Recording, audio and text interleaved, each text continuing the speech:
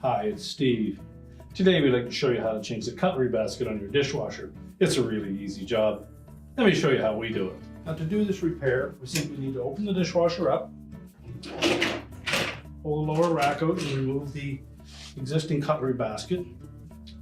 And they are known to get very brittle with use from hot water and heating element.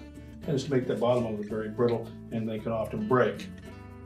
However, it doesn't mean that you need to discard it completely. You could use that in your workshop for storing paintbrushes or lubricants or glues or any small tools or something like that.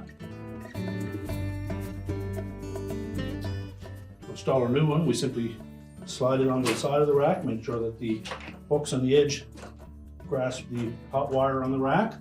And to prolong the life of that cutlery basket, make sure that when you load it that you don't drop your cutlery into it.